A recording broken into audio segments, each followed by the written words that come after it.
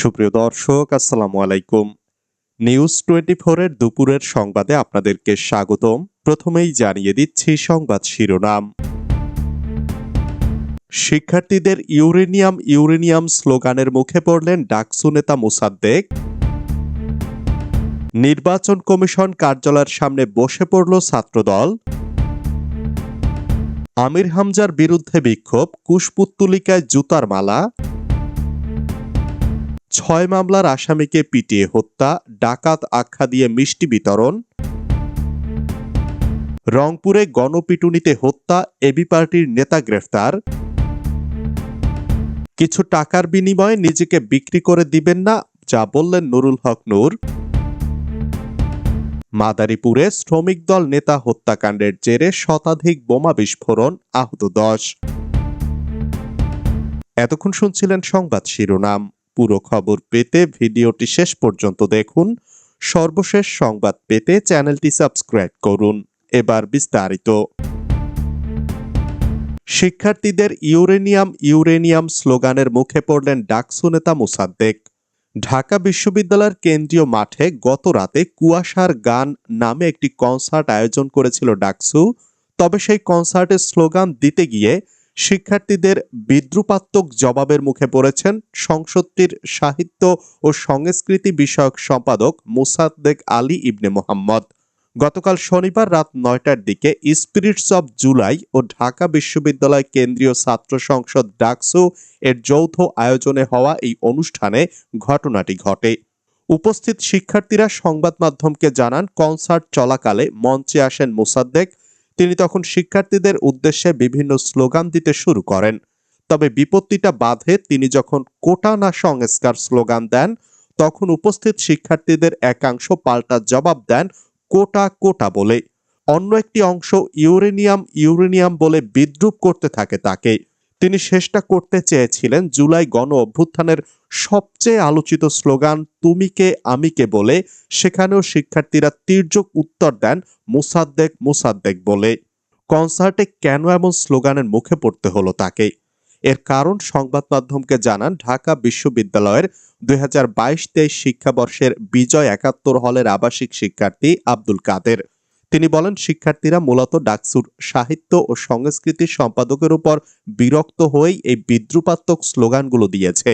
শেষ কিছুদিনে একাধিক বিতর্কিত মন্তব্য করে মোসাদ্দেক আলোচনায় এসেছেন, যার ফলে সাধারণ শিক্ষার্থীদের মধ্যেও তার প্রতি নেতিবাচক মনোভাব তৈরি হয়েছে।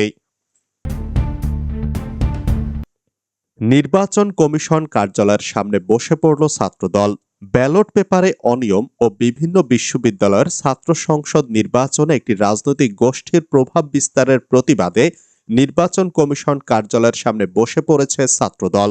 রোববার বেলা 11:30টায় নির্বাচন কার্যালয়ের সামনে পূর্ব নির্ধারিত নির্বাচন কমিশন কার্যালয় ঘেরাও কর্মসূচি পালন করতে এসে তারা সেখানে বসে পড়েন। সরজমিনে ঘুরে দেখা যায়, রাজধানীর আগারগাঁও নির্বাচন কমিশনের প্রধান কার্যালয়ের সামনে ছাত্রদলের কেন্দ্রীয় নেতৃবৃন্দ, ঢাকা মহানগর উত্তর, ঢাকা মহানগর দক্ষিণ সহ প্রতিটি থানা থেকে নেতাকর্মীরা ঘেরাও কর্মসূচিতে অংশ নিয়েছেন। তার আগে বেলা 11টার দিকে নির্বাচন কমিশন কার্যালয় ঘেরাও কর্মসূচি বাস্তবায়ন করতে নির্বাচন কমিশন ভবনের সামনে কেন্দ্রীয় ছাত্রদলের সভাপতি রাকিবুল ইসলাম রাকিব ও সাধারণ সম্পাদক নাসির উদ্দিন আসেন। এ সময় কেন্দ্রীয় ছাত্রদলের সভাপতি রাকিবুল ইসলাম রাকিব বলেন, আমরা অনানুষ্ঠানিকভাবে গতকাল সিদ্ধান্ত নিয়েছি যে নির্বাচন কমিশন ঘেরাও করবে বাংলাদেশ জাতীয়তাবাদী ছাত্রদল। এখানে অনেকগুলো ইস্যু রয়েছে, ব্যালট পেপার ইস্যু রয়েছে। এছাড়াও একটি বিশেষ রাজনৈতিক গোষ্ঠীর প্রভাব প্রতিপত্তি ইতিমধ্যে দেখা গেছে। তারা দায়িত্ব নেওয়ার পর থেকে তারা বেশ জোরপূর্বকভাবে বেশ কিছু সিদ্ধান্ত তারা পরিবর্তন করেছে।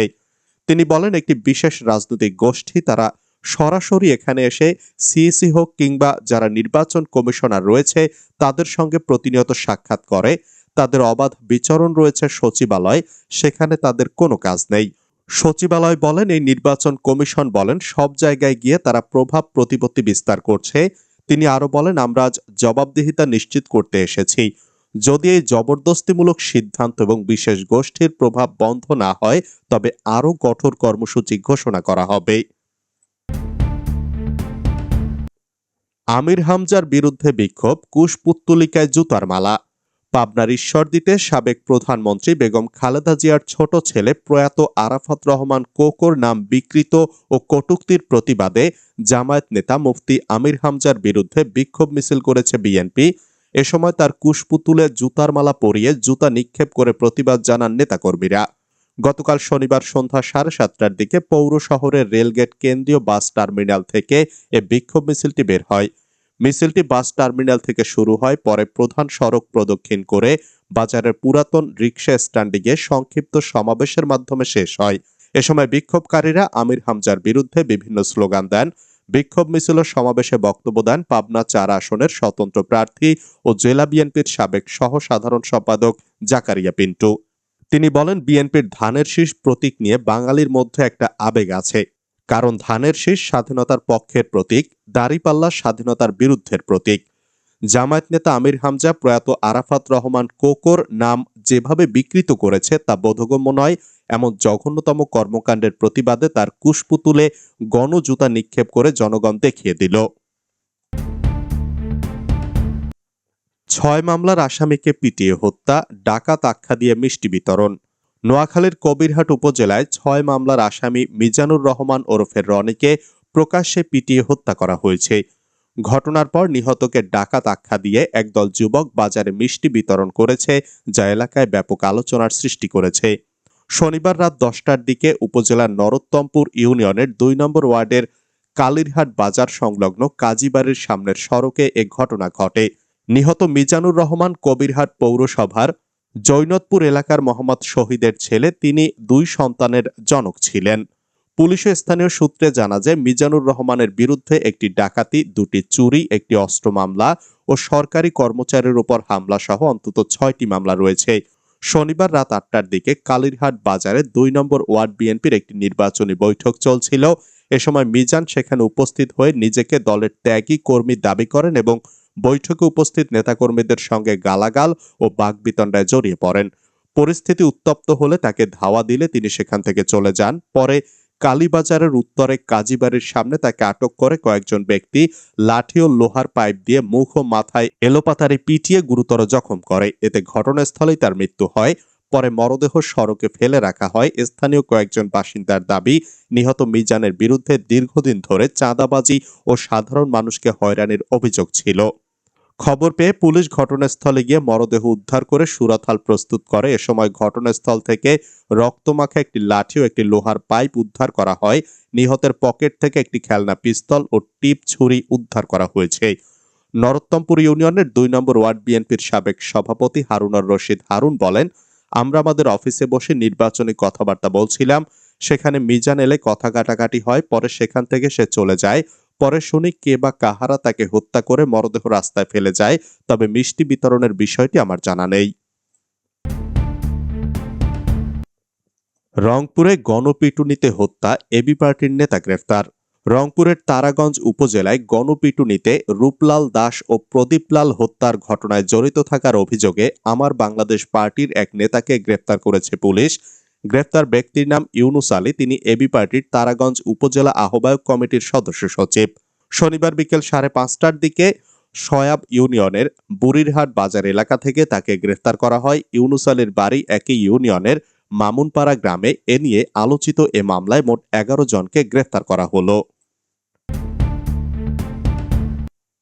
কিছু টাকার বিনিময়ে নিজেকে বিক্রি করে দিবেন না, মন্তব্য নুরুল হক নূরের।